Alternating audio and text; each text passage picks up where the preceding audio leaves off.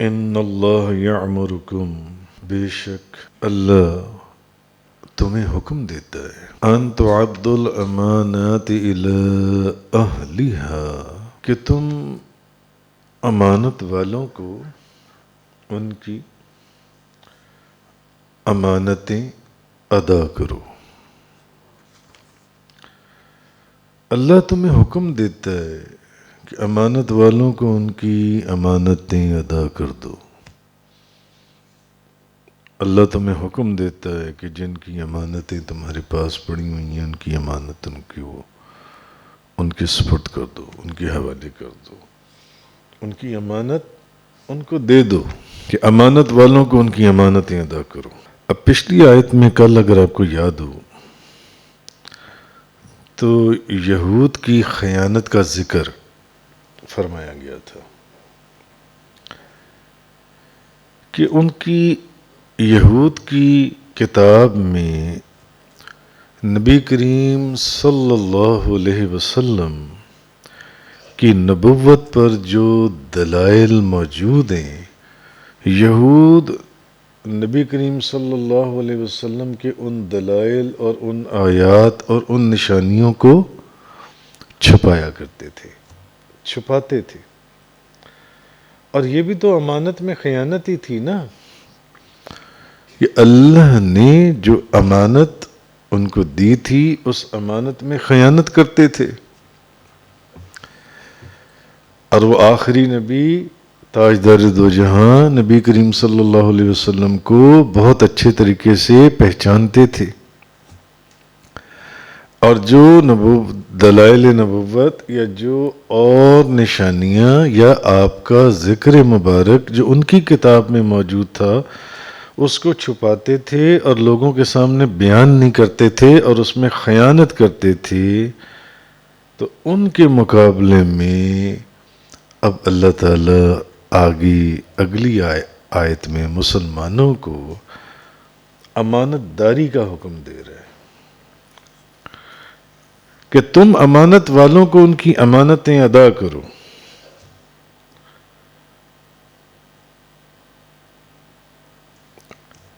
تو اب مسلمانوں کو حکم دیا جا رہا ہے کہ امانت میں خیانت نہیں ہونی چاہیے، اور امانت کے ادا کرنے کا جو حکم ہے وہ صرف یہ نہیں ہے کہ وہ کوئی چیز ہی کسی کی اگر آپ کے پاس پڑی ہوئی ہے تو وہ ہی اس کو دے دینا صرف امانت ہے، گو کہ وہ دینا بھی امانت ہی کے زمرے میں آئے گا، مگر امانت مذہب میں بھی ہے، امانت عقائد میں بھی ہے، امانت معاملات میں بھی ہے، امانت عبادت میں بھی ہے، امانتیں مختلف چیزوں میں، جس چیز کی بھی امانت آپ کو دی گئی ہے اس امانت کو پورا ادا کرو، اور جس کی بھی امانت ہے اس کی وہ امانت اس کو دے دو۔ تو جامع البیان ابن جریج بیان کرتے ہیں کہ یہ والی جو آیت ہے نا، یہ والی آیت یہ حضرت عثمان بن طلحہ بن ابی طلحہ کے متعلق نازل ہوئی، عثمان بن طلحہ کے متعلق، کہ جس دن مکہ فتح ہوا اور نبی کریم صلی اللہ علیہ وسلم بیت اللہ کے گھر میں داخل ہوئے تو آپ نے ان سے کعبہ شریف کی چابیاں لے لیں، کعبہ شریف کی چابیاں لے لیں کہ چابی لے آؤ بیت اللہ شریف کی۔ پھر آپ بیت اللہ کے باہر آپ بیت اللہ شریف میں گئے، پھر آپ بیت اللہ کے باہر جب تشریف لائے تو آپ اس آیت کی تلاوت کر رہے تھے، نبی پاک صلی اللہ علیہ وسلم، ان اللہ یأمرکم ان تعدوا الامانات الی اہلها، بے شک اللہ تمہیں حکم دیتا ہے کہ امانت والوں کو ان کی امانتیں ادا کر دو۔ اب اس میں کئی مختلف ڈائریکشنز میں نبی پاک صلی اللہ علیہ وسلم کا اشارہ تھا۔ وَإِذَا حَكَمْتُمْ بَيْنَ النَّاسِ أَن تَحْكُمُوا بِالْعَدْلِ، اور جب تم لوگوں کے درمیان فیصلہ کرو تو عدل کے ساتھ فیصلہ کرو۔ اس وقت جب حضور جس دن مکہ فتح ہوا اور بیت اللہ کے اندر گئے، انہوں نے کہا چابی لے آؤ عثمان بن طلحہ کو۔ بیت اللہ شریف کا دروازہ کھولا گیا، اندر تشریف لے کر گئے، اور جب باہر آئے تو وہ چابی واپس ان کو دیتے ہوئے جن سے، تو آپ فرماتے ہیں اس آیت کی تلاوت آپ نے فرمائی، ان اللہ نعم ما یعظکم بہ، بے شک اللہ تمہیں کیسی اچھی نصیحت کرتا ہے۔ ایک تو یہ ہے کہ امانت والوں کی امانت ان کو واپس کرو، اور جب تم امانتیں ادا کرو، اور جب تم لوگوں کے درمیان فیصلہ کرو تو عدل کے ساتھ فیصلہ کرو۔ تو بے شک اللہ تمہیں کیسی اچھی نصیحت فرماتا ہے۔ ان اللہ کان سمیعا بصیرا، بے شک اللہ سننے والا اور دیکھنے والا ہے، اللہ سنتا بھی ہے دیکھتا بھی ہے۔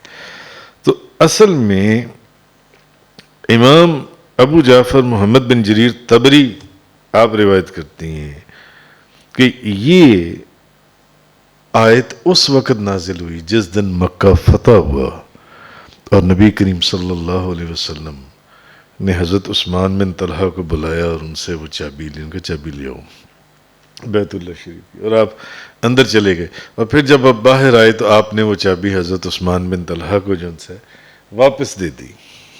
حضرت عثمان بن طلحہ کو وہ چابی دے دی اور انہیں چابیاں دے دیں۔ تو اس وقت آپ یہ آیت پڑھ رہے تھے نبی پاک صلی اللہ علیہ وسلم، تو یہ آیہ کریمہ اس وقت نازل ہوئی۔ اچھا، اب عثمان بن طلحہ کو چابی دینے کا جو واقعہ ہے وہ اصل میں واقعہ ہے کیا، کہ حضرت عثمان بن طلحہ کہتے ہیں کہ ہجرت سے پہلے ایک روز مکہ مکرمہ میں میری رسول اللہ صلی اللہ علیہ وسلم سے ملاقات ہوئی، تو نبی کریم صلی اللہ علیہ وسلم نے مجھے کہا کہ اسلام قبول کر لو۔ کس کو؟ عثمان بن طلحہ کو۔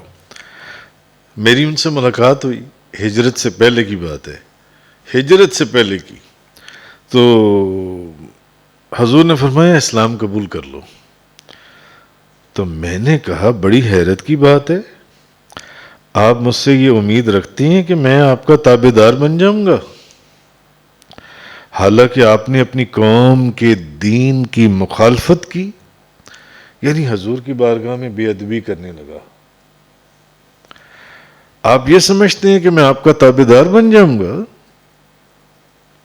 آپ کو فالو کروں گا، حالانکہ آپ نے تو اپنی قوم کے دین کی مخالفت کی ہے، اور آپ ایک نیا دین لے کر آئی ہیں، میں کبھی بھی آپ کے دین کو قبول نہیں کروں گا۔ انہوں نے نبی پاک صلی اللہ علیہ وسلم کو یہ جواب دیا۔ اچھا، اب وہ کہتے ہیں کہ اب جب زمانہ جاہلیت میں ہم کیا کرتے تھے کہ 2 دن، ایک سوموار اور ایک جمعرات کو کعبہ شریف کا دروازہ کھولتے تھے۔ پھر ایک دن نبی کریم صلی اللہ علیہ وسلم تشریف لائے اور انہوں نے ارادہ کیا کہ لوگوں کے ساتھ کعبے کے اندر تشریف لے جائیں، کیونکہ یہ 2 دن کعبہ شریف کا دروازہ کھولا جاتا تھا بیت اللہ شریف کا۔ تو حضور آئے اور حضور نے کوشش کی کہ حضور اندر تشریف لے جائیں کعبہ بیت اللہ کے اندر۔ مجھے بڑا غصہ آیا، تو میں نے بڑے غصے سے سخت باتیں نبی پاک صلی اللہ علیہ وسلم کو سنا دیں، اور مجھ سے گستاخی ہو گئی، میں نے حضور کی بارگاہ میں گستاخی کی۔ لیکن نبی پاک صلی اللہ علیہ وسلم ذرہ برابر بھی غصے میں نہیں آئے، آپ خاموشی سے نہ، آپ میری باتیں سنتے رہے۔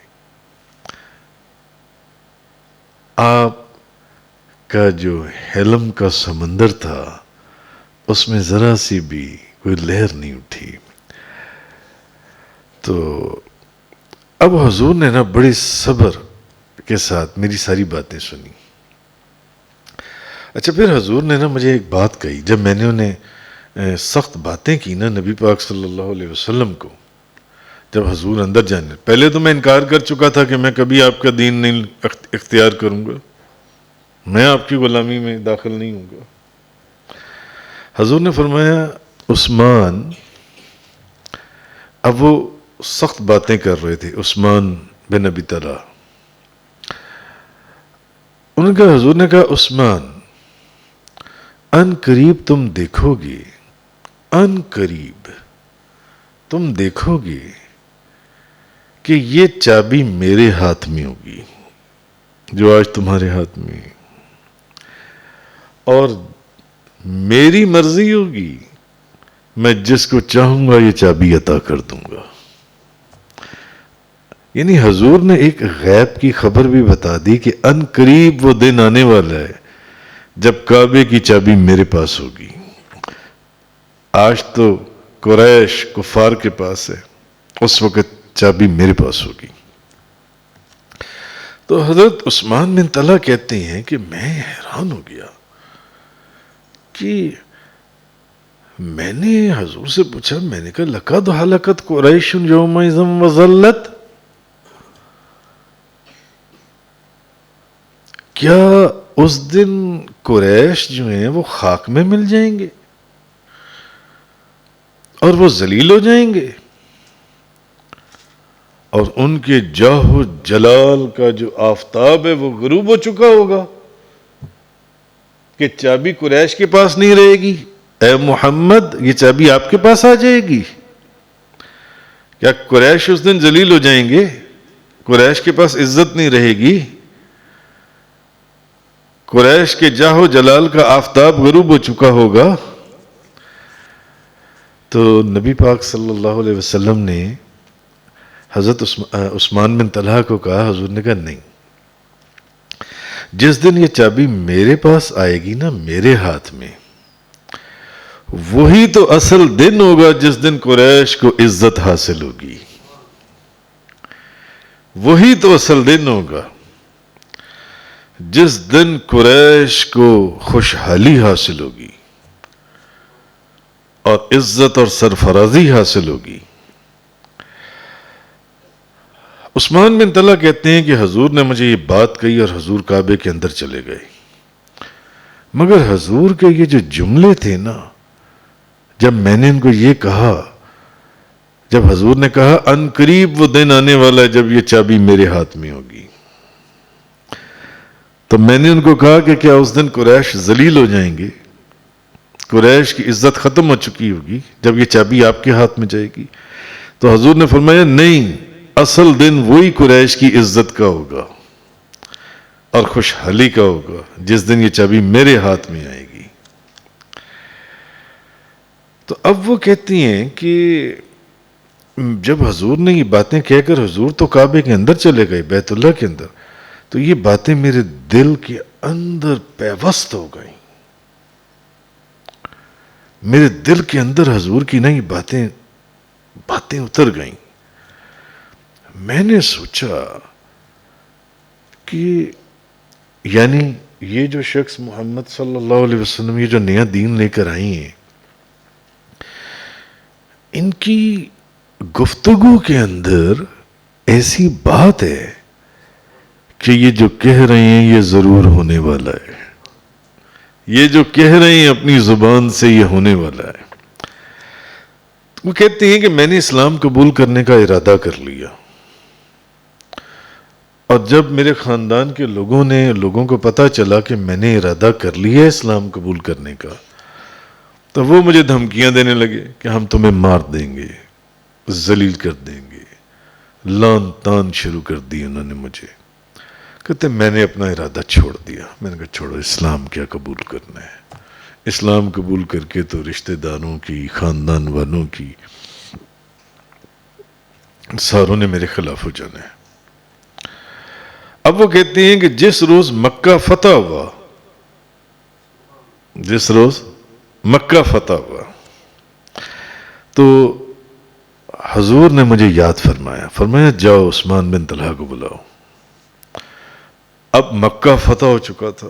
حضور بڑے جاہ و جلال اور شان اور شوکت کے ساتھ صحابہ کرام کے ساتھ جن چیزوں کی خبریں انہوں نے پچھلے کئی سالوں میں پہلے دی تھیں وہ ساری خبریں پوری ہوئیں. مکہ فتح ہوا اور مسلمان حضور کی معیت میں مکہ المکرمہ کے اندر عزت اور جاہ و جلال کے ساتھ داخل ہوئے. حضور نے فرمایا جاؤ طلحہ کو بلاؤ، عثمان بن طلحہ کو بلاؤ. میں آیا. حضور نے مجھے فرمایا جاؤ جا کے کعبۃ اللہ کی چابی لے آؤ. مکہ تو فتح ہو چکا تھا. فرماتے میں گھر گیا اور کعبہ شریف کی چابی لے آیا اور آرام سے ادب اور احترام کے ساتھ. یہ وہی تھے جنہوں نے کئی ہجرت سے بھی پہلے حضور کی بارگاہ میں بے ادبی کی تھی. میں کبھی اسلام نہیں لاؤں گا اور یہ چابی ہمارے ہاتھ میں رہے گی. میں نے وہ چابی بیت اللہ شریف کی حضور کی خدمت میں پیش کر دی. تو نبی پاک صلی اللہ علیہ وسلم نے چابی لے لی. جب میں جانے لگا تو حضور نے مجھے فرمایا عثمان. میں نے حضور کو دیکھا تو حضور نے وہ چابی مجھے عطا فرما دی.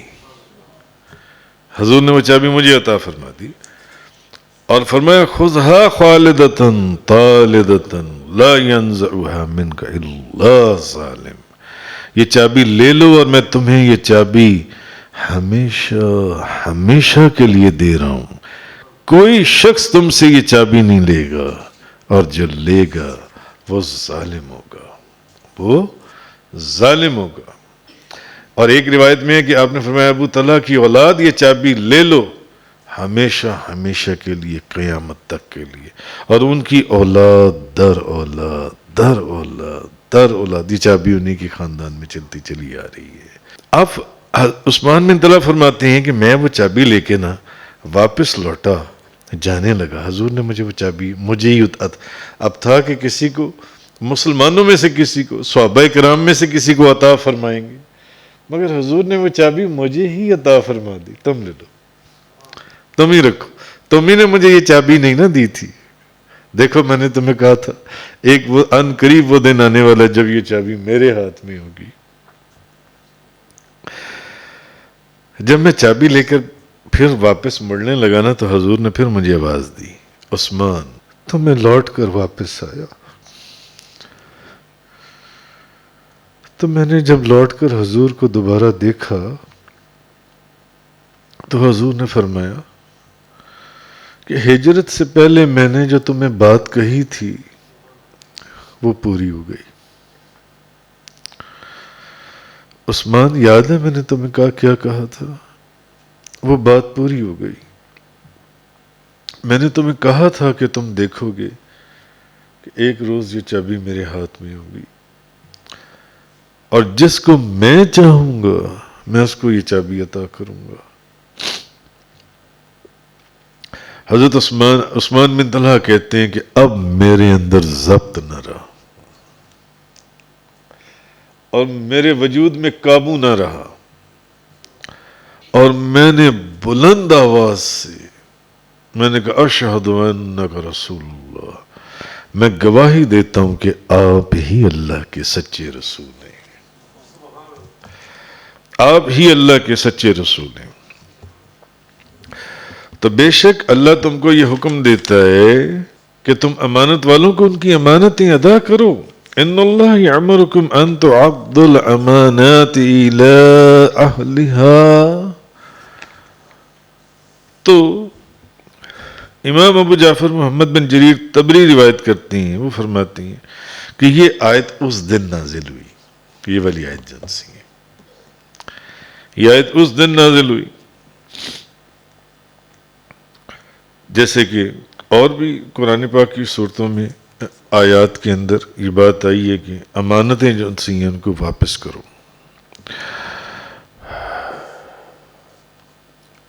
اب یہ ایک عجیب یہاں پر اس آیت کا نازل ہونا حالانکہ اس چابی کے تو مالک اللہ اور اس کا رسول تھا، مگر پھر بھی حضور نے وہ چابی انہیں کو دی۔ تو حضرت ابو ہریرہ بیان کرتی ہیں کہ رسول اللہ صلی اللہ علیہ وسلم نے فرمایا، جو تمہارے پاس امانت رکھے اس کی امانت ادا کرو، اور جو تمہارے ساتھ خیانت کرے اس کے ساتھ خیانت نہ کرو۔ جو تمہارے ساتھ خیانت کرے تم اس کے ساتھ خیانت نہ کرو، جو تمہارے پاس امانت رکھے اس کی امانت ادا کر دو۔ اور حضرت جابر بن عبداللہ رضی اللہ تعالیٰ عنہما بیان کرتے ہیں کہ رسول اللہ صلی اللہ علیہ وسلم نے فرمایا، مجالس کی گفتگو بھی امانت ہوتی ہے۔ دو چار دوست آپس میں بیٹھ کر، دو چار لوگ آپس میں بیٹھ کر کوئی گفتگو کر رہے ہیں، وہ گفتگو بھی اس مجلس کی امانت ہے، کہ بجائے اس کے کہ ان میں سے ایک بندہ اٹھ کر باہر جا کر کسی کو غلط انداز میں وہ باتیں کرنا شروع کر دے کسی اور طریقے سے، اور اگر وہ ایسا کرتا ہے کسی مجلس کی گفتگو کو باہر جا کر، جو ایک چار دوستوں میں بیٹھ کر بات ہوئی ہے، باہر جا کر پانچویں چھٹے کو، تو وہ بھی اس مجلس کی گفتگو میں خیانت کر رہا ہے۔ نبی کریم صلی اللہ علیہ وسلم نے فرمایا، مجالس کی گفتگو امانت ہوتی ہے، ماں سوائے اس کے کہ کسی کا ناجائز خون بہانا ہو، کسی کی عزت اتارنی ہو، یا کسی کا مال ناحق طریقے سے حاصل کرنا ہو، پھر انسان ایسی حرکتیں کرتا ہے۔ تو اب حضرت عمر بن خطاب نے فرمایا، آپ سے ایک حدیث ہے، روایت ہے کہ کسی شخص کو حضور نے فرمایا، نبی پاک صلی اللہ علیہ وسلم، کہ کسی شخص کی نماز اور روزے سے دھوکے میں نہ آ جانا۔ ایک بندہ نماز بھی پڑھتا ہے، روزہ بھی رکھتا ہے، حضور نے فرمایا دھوکے میں نہ آ جانا۔ جو چاہے نماز پڑھے، جو چاہے روزے رکھے، لیکن جو امانت دار نہیں ہے وہ دین دار نہیں ہے۔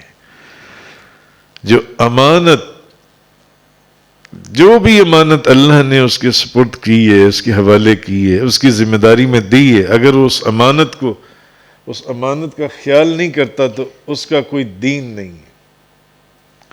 نبی پاک صلی اللہ علیہ وسلم نے فرمایا، تو امانت کا ادا کرنا اتنا ضروری ہے۔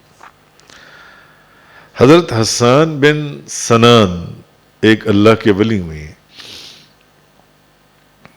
اور وہ ان کے متعلق آتا ہے کہ وہ 60 سال نہ انہوں نے پیٹ بھر کر کھانا کھایا، نہ انہوں نے ٹھنڈا پانی پیا، نہ وہ لیٹ کر سوئے۔ 60 سال زمین پر لیٹے نہیں، بیٹھے بیٹھے اللہ کا ذکر کرتے رہتے تھے۔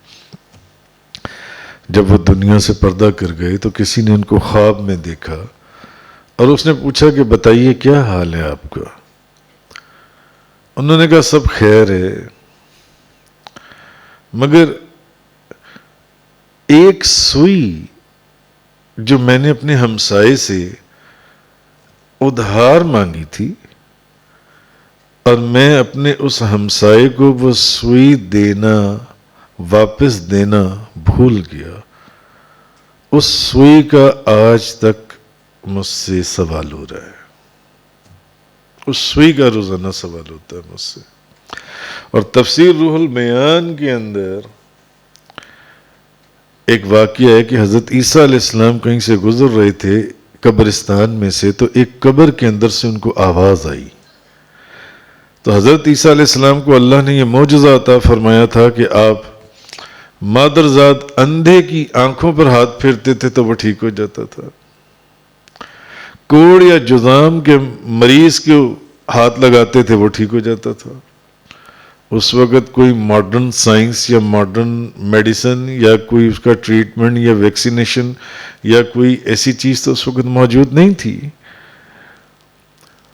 اور مردوں کو زندہ کر دیتے تھے حضرت عیسیٰ علیہ السلام۔ تو انہوں نے اس ایک قبرستان میں سے گزرتے وقت اس قبر سے جب آواز آئی تو انہوں نے اس کو زندہ کیا، اس سے پوچھا کہ بتاؤ کیا بات ہے، تم کون ہو؟ اس نے کہا میں ایک مزدور ہوں، میں ادھر کا سامان ادھر پہنچایا کرتا تھا، تو ایک مرتبہ کسی نے مجھے لکڑیوں کا گٹھڑ دیا، پانڈ دی، جب میں نے لکڑیوں کا وہ جو تھا گٹھڑ اپنے سر پر اٹھایا، اس نے کہا وہاں چھوڑاؤ تو تمہاری اتنی مزدوری ہوگی. تو میں وہ لکڑیوں کا گٹھڑ لے جا رہا تھا وہاں چھوڑنے کے لیے. وہ لکڑیاں جس شخص کی تھیں جو میں نے وہاں پہنچانی تھیں، میں نے بے دہانی میں بغیر اس لکڑیوں کے مالک کی اجازت سے ان لکڑیوں میں سے ایک تنکا نکال کر اپنے دانتوں کا خلال کیا. آج تک اس کا حساب دے رہا ہوں.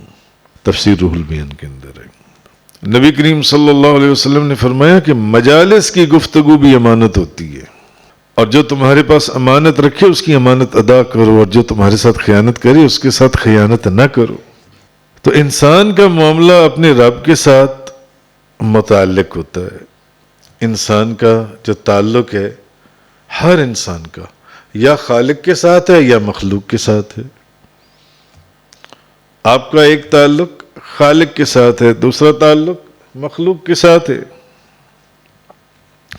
اب اللہ کے ساتھ جو معاملہ ہے وہ یہ ہے کہ اللہ کے جو احکامات ہیں، اللہ نے جس جس چیز کا حکم دیا اور جن چیزوں سے اللہ نے اس کو منع کیا ان سے رک جائے، اور جن چیزوں کا حکم دیا اس کو کر ڈالے. یہ ہے امانت کو ادا کرنا.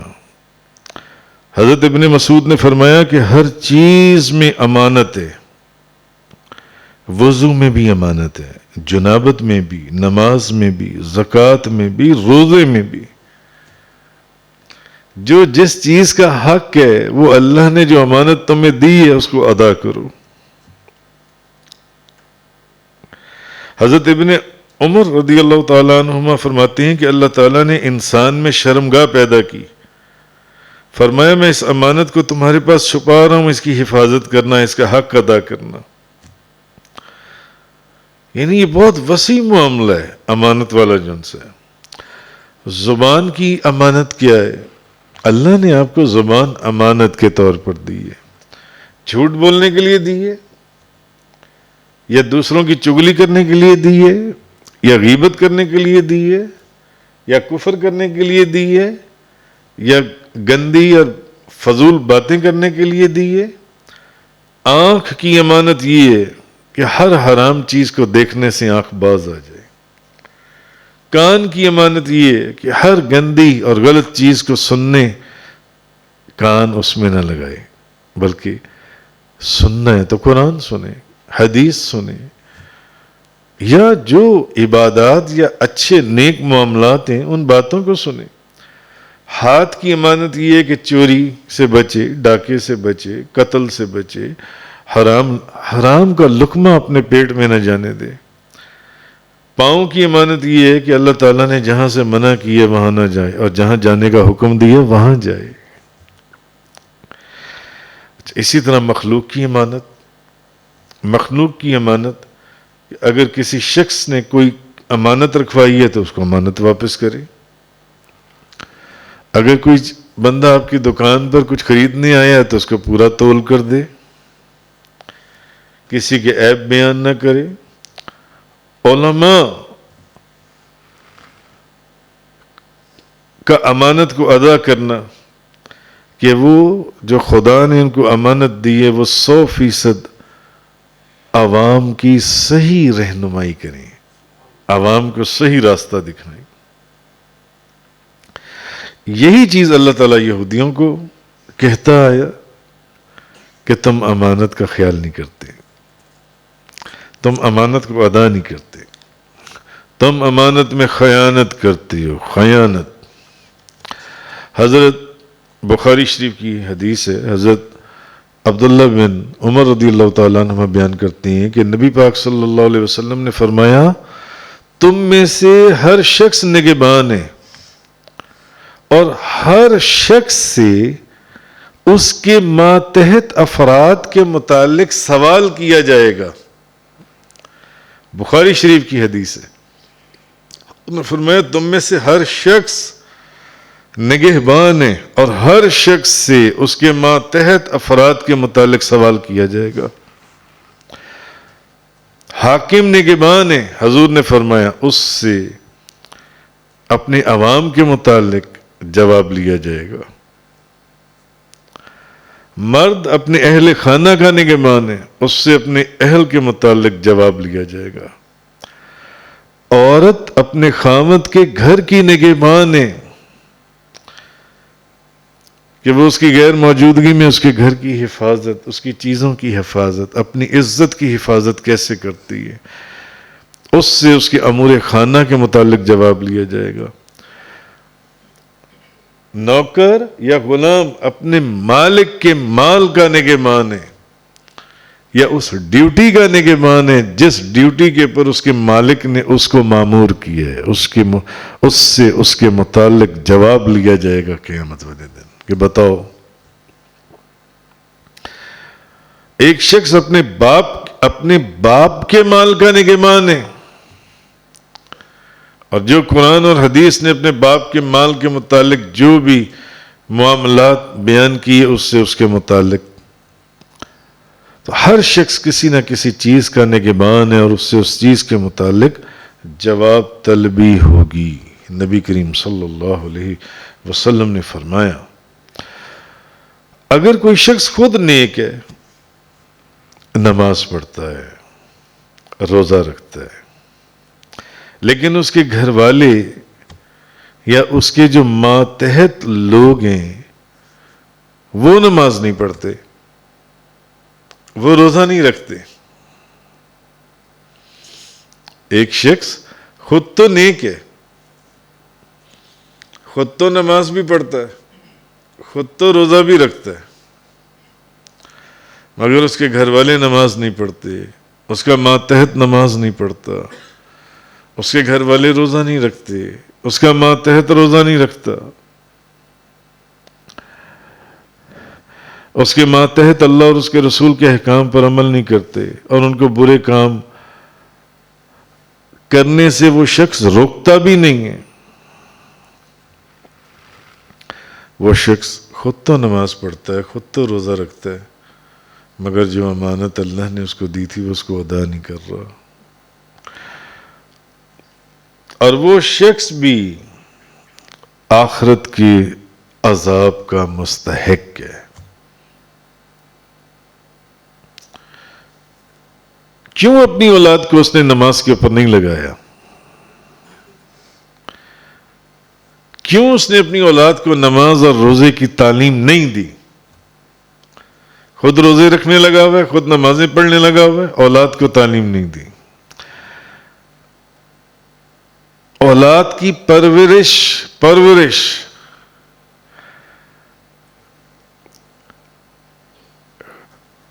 خود بھلے کہتا پھرے کہ میں رزق حلال اور اولاد رشوت اور حرام کا مال کما رہی ہو، وہ شخص عذاب کا مستحق ہے، وہ اپنے نفس کے ساتھ خیانت کر رہا ہے۔ جیسے بعض حدیثوں میں آئے کہ جو ماں باپ، بعض ایسے والدین بھی ہیں قیامت والے دن جب وہ اپنی نیکیاں دیکھیں گے تو پہاڑوں کی مانند ان کی نیکیاں ہوں گی، وہ کہیں گے اتنی نیکیاں یہ کہاں سے آ گئیں؟ نبی پاک صلی اللہ علیہ وسلم فرماتے ہیں انہیں کہا جائے گا یہ تیرے نیک بیٹا، جو تو نے نیک بیٹا چھوڑا تھا نا، یہ اس نیک بیٹے کی وہ عبادت یا دعا یا اس کی برکت ہے، یہ جو تجھے جنت کے اندر اتنا بڑا مقام اور پہاڑوں کے پہاڑ نے، کیونکہ وہ بندہ کہے گا اللہ کی بارگاہ میں کہ میرے پاس تو نیکیاں تھیں ہی نہیں، یہ کہاں سے نیکیاں اور یہ کہاں سے جنت کا اعلیٰ مقام آ گیا؟ تو نبی کریم صلی اللہ علیہ وسلم نے فرمایا تم میں سے ہر شخص اپنے ماتحت لوگوں کا نگہبان ہے اور ہر شخص اس کے متعلق جواب دہ ہوگا، جواب دہ۔ اس لیے اللہ تعالیٰ نے فرمایا، اللہ پاک نے فرمایا ان اللہ یعمرکم ان تعدوا الامانات الی اہلہا، بے شک اللہ تمہیں حکم دیتا ہے کہ تم امانت والوں کو ان کی امانتیں ادا کرو۔ وَإِذَا حَكَمْتُمْ بَيْنَ النَّاسِ أَن تَحْكُمُوا بِالْعَدْلِ، اور جب تم لوگوں کے درمیان فیصلہ کرو تو عدل کے ساتھ فیصلہ کرو۔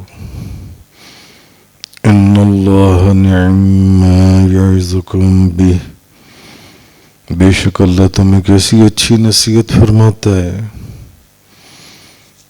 ان اللہ کان سمیعا بصیرا، بے شک اللہ سننے والا دیکھنے والا ہے.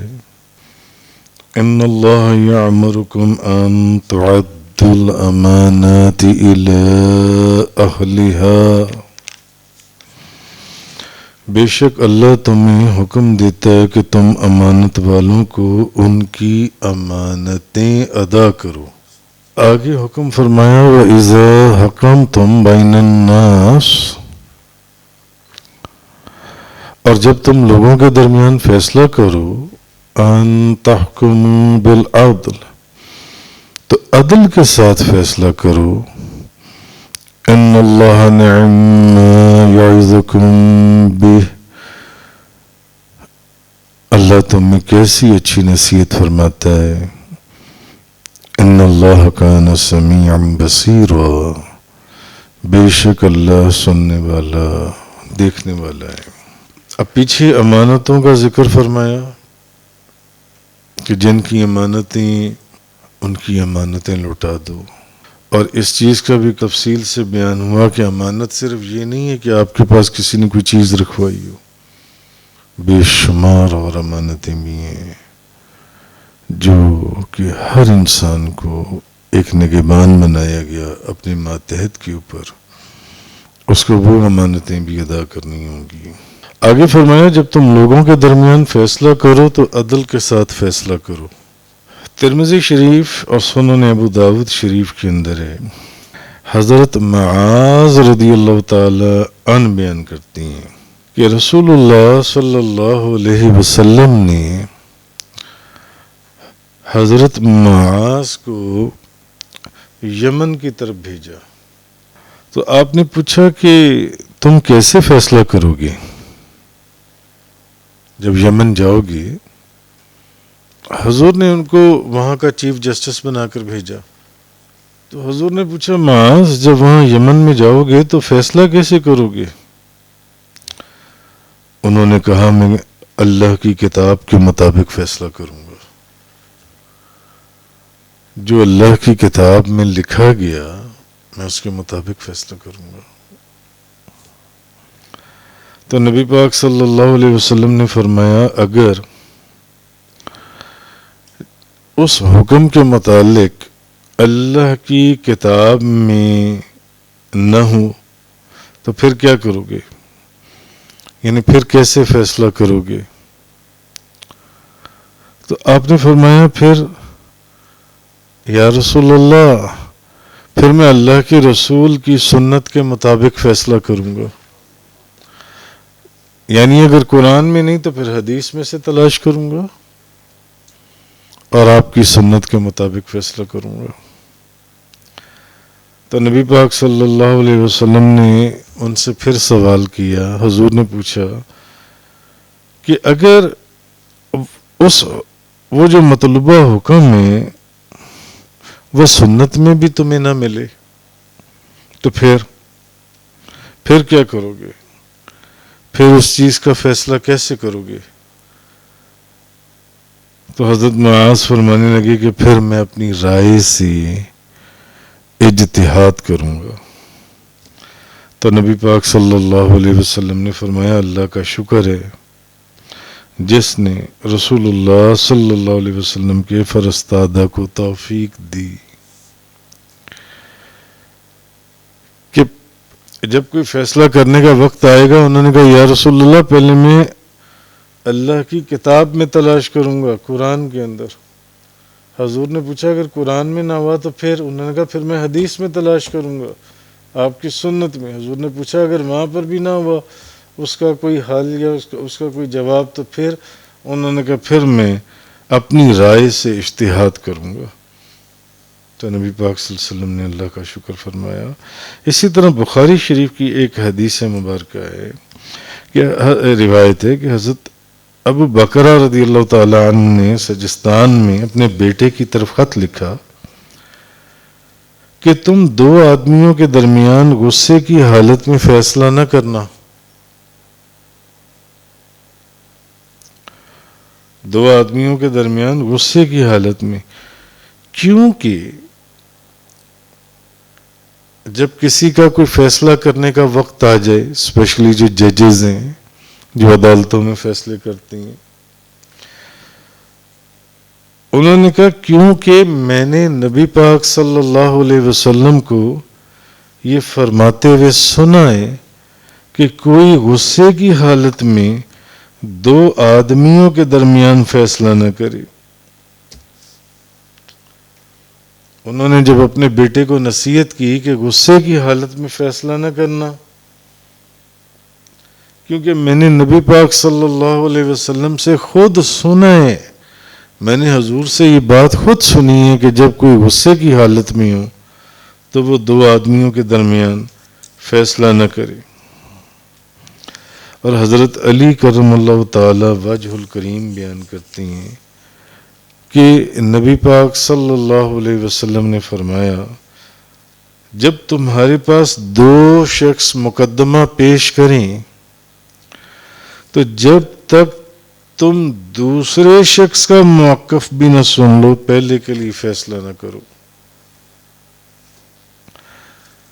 جب تک تم دوسری پارٹی کو بھی نہ سن لو اس وقت تک تم پہلی پارٹی کے متعلق کوئی فیصلہ نہ کرو. جب تک تم دوسرے فریق کو بھی نہ سن لو تم اس وقت تک پہلے کے متعلق کوئی فیصلہ نہ کرو. یہ فیصلہ کرنا یہ کوئی آسان کام نہیں ہے، اسی لیے بہت جان پرکھ کے بعد کسی کو عدل کی کرسی کے اوپر بٹھایا جاتا ہے. وہ پھر یہ نہیں دیکھتا کہ کون میرا ہے اور کون غیر ہے.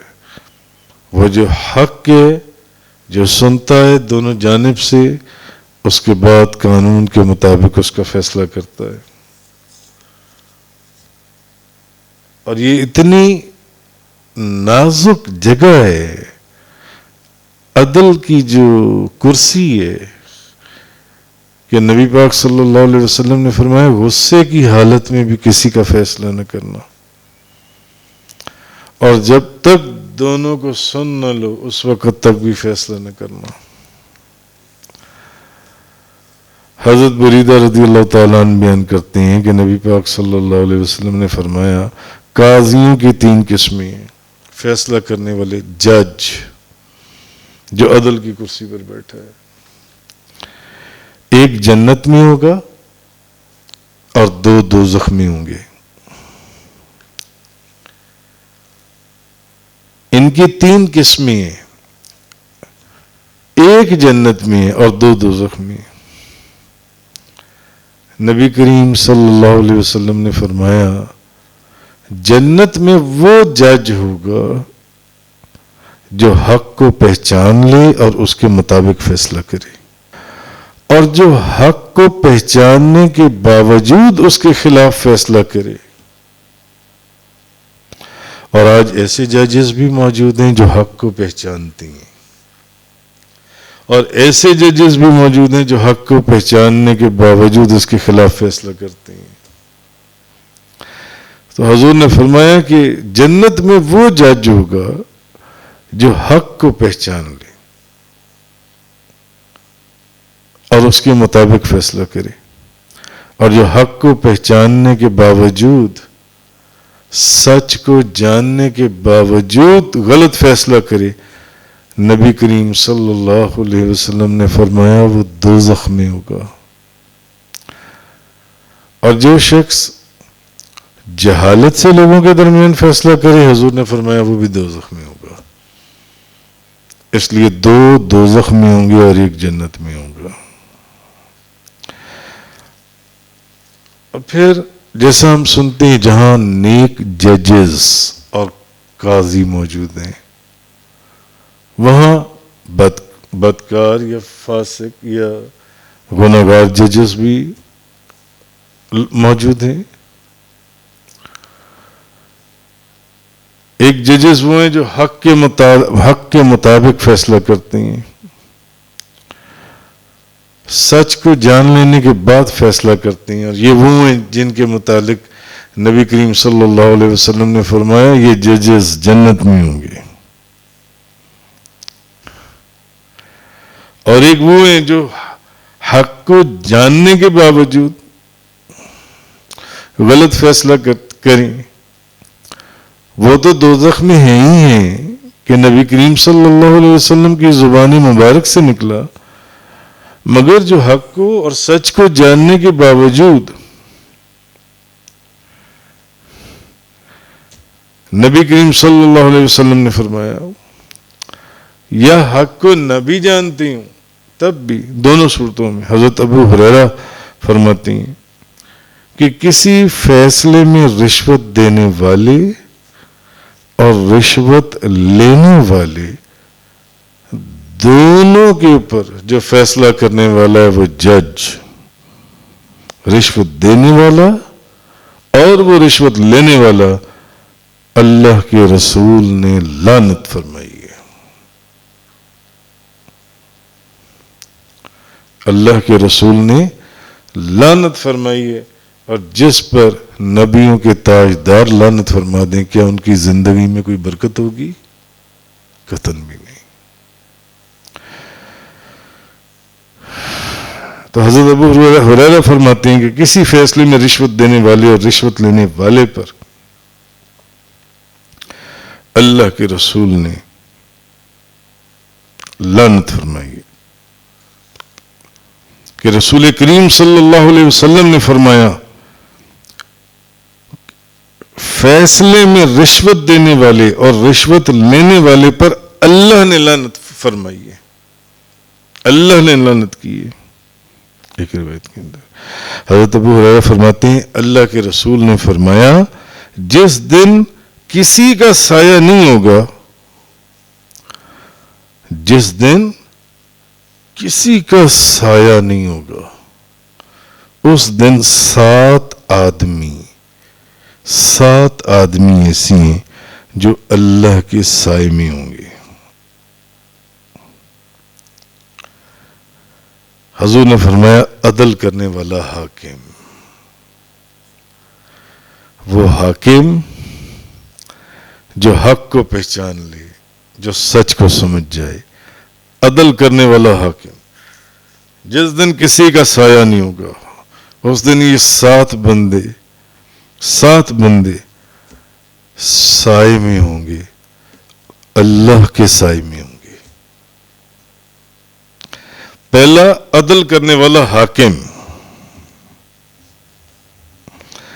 جو یہ نہ دیکھے کہ میری عدالت میں کون آیا ہے، یہ میرا بیٹا ہے، میرا باپ ہے، میرا بھائی ہے، میرا دوست ہے، میرا اپنا ہے یا غیر ہے۔ حق کو جانے، سچ کو سمجھے اور اس کے مطابق عدل سے فیصلہ کریں۔ دوسرا وہ شخص جو اللہ کی عبادت میں جوان ہو، اللہ کی عبادت کرتے کرتے کرتے جوان ہو جائے۔ جیسے آپ سب لوگ نوجوان بھی ہیں، آپ میں بوڑھے بھی ہیں، اور جیسے آپ میں یہ تینوں چھوٹے چھوٹے بچے بھی بیٹھے ہیں اور روزانہ آتے ہیں درس قرآن سننے کے لیے۔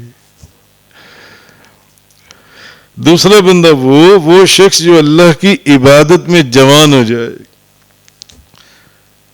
اس دن وہ بھی اللہ کے سائے میں ہوگا۔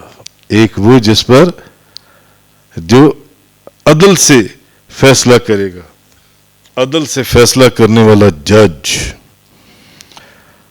دوسرا وہ جو اللہ کی عبادت میں جوان ہو جائے۔ تیسرا وہ جس کا دل مسجدوں میں معلق رہا، نماز کا وقت ہونے والا ہے، چلو مسجد میں چلیں نماز پڑھ کر آئیں، اذان ہو گئی ہے چلو چل کے مسجد میں نماز پڑھیں۔ چوتھا وہ 2 شخص جو اللہ کی محبت میں ملیں اور اللہ کی محبت میں جدا ہو جائیں، جس دن کسی کا سایہ نہ ہوگا اس دن وہ بھی اللہ کے سائے میں ہوں گے. وہ دو شخص جو اللہ کی محبت میں ملیں. اب یہ جو لوگ آئے ہوئے ہیں یہاں پر درس قرآن میں، یہ یہاں میری محبت میں آئی ہوئی ہیں درس قرآن سننے کے لیے، درس حدیث سننے کے لیے. اللہ کی محبت میں روزانہ 7 سوا 7 بجے پہنچنا ہے. قرآن بھی بیان ہوگا اور احادیث بھی بیان ہوگی. یہ کس کی محبت میں آئی ہیں؟ اللہ کی محبت میں آئی ہیں. اور ابھی اللہ کی محبت میں جب یہ نشست برخاست ہوگی تو چلے جائیں گے. یہ لوگ بھی اللہ کے سائے میں ہوں گے. جس دن کسی کے پاس سایہ نہ ہوگا یہ لوگ بھی اس دن اللہ کے سائے میں ہوں گے. وہ دو شخص جو اللہ کی محبت میں ملیں اور اللہ ہی کی محبت میں جدا ہو جائیں. پھر وہ شخص جو تنہائی میں اللہ کو یاد کرے اور یاد کرتے کرتے اس کی آنکھوں سے آنسو بہہ نکلیں. وہ بھی قیامت والے دن جس دن کسی کا سایہ نہ ہوگا وہ اللہ کے سائے میں ہوگا. اللہ کا سایہ، یہ درخت کے سائے میں، وہ دیوار کے سائے میں، وہ چھت کے سائے، اللہ کے سائے میں ہوگا. پھر وہ شخص جس کو کوئی حسین و جمیل خوبصورت عورت گناہ کی دعوت دی، با اختیار عورت خوبصورت حسین و جمیل گناہ کی دعوت دے اور وہ کہے کہ میں اللہ سے ڈرتا ہوں. وہ شخص آگے سے اس کو کیا جواب دے؟ میں اللہ سے ڈرتا ہوں. وہ شخص بھی اللہ کے سائے میں ہوگا جب کسی کا سایہ نہ ہوگا. اور پھر 7واں وہ شخص جو شخص صدقہ دے، خیرات دے، زکوٰۃ دے، نفلی خیرات صدقہ خیرات کرے، 11ویں شریف میں حصہ ڈال دے، میلاد پاک میں حصہ ڈال دے، مدرسے میں مدد کر دے، صدقہ خیرات دے. نبی پاک صلی اللہ علیہ وسلم نے فرمایا جب دے تو وہ دینے والا دائیں ہاتھ سے دیتا ہے نا، تو اس کے بائیں ہاتھ کو بھی پتہ نہ چلے. یہ 7 بندے قیامت والے دن نبی کریم صلی اللہ علیہ وسلم نے فرمایا جس دن کسی کا سایہ نہ ہوگا اللہ کے سائے میں ہوں گے. وہ شخص جو صدقہ خیرات کوئی نیکی کا کام کسی چیز میں حصہ ڈالے تو چھپا کر دے. وہ شخص جس کو کوئی حسین و جمیل عورت گناہ کی دعوت دے اور وہ اس عورت کو یہ کہہ دے کہ میں اللہ سے ڈرتا ہوں. وہ شخص جو تنہائی میں اللہ کو یاد کرے. وہ دو شخص جو صرف اللہ کی محبت میں ملیں اور اللہ کی محبت میں جدا ہو جائیں. وہ شخص جس کا دل مسجدوں میں معلق رہے، یا وہ شخص، وہ بچے جو اللہ کی عبادت میں جوان ہو جائیں. اور پہلا جس شخص کا حضور نے ذکر فرمایا، کیونکہ موضوع عدل کا چل رہا ہے، انصاف کا، حضور نے فرمایا عدل کرنے والا جج. یہ 7 وہ لوگ ہیں جو قیامت والے دن جب کسی کا سایہ نہیں ہوگا، ان 7 کو اللہ اپنا سایہ عطا فرمائے گا. حضرت ابن عباس رضی اللہ تعالی عنہما بیان کرتے ہیں کہ رسول اللہ صلی اللہ علیہ وسلم نے فرمایا عدل کرنے والا جج، عدل کرنے والا جج، اس کا ایک دن، اس کا ایک دن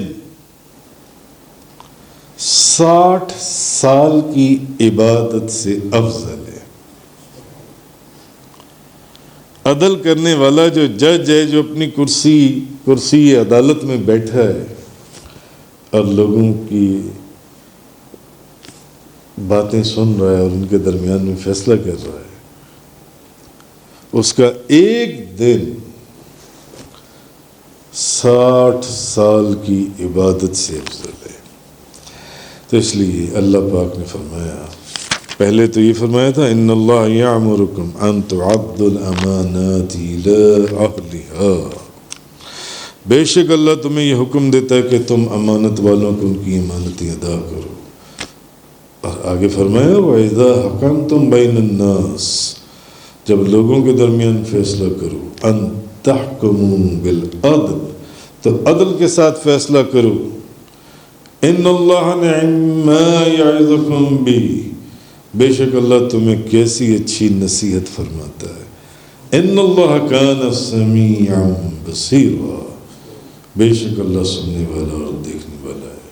صدق اللہ تعالی بلغ رسول اللہ صلی اللہ علیہ وسلم۔ تفسیر قرآن کا یہ لیکچر انگلش میں سننے کے لیے براہ کرم ڈسکرپشن میں موجود لنک پر کلک کریں۔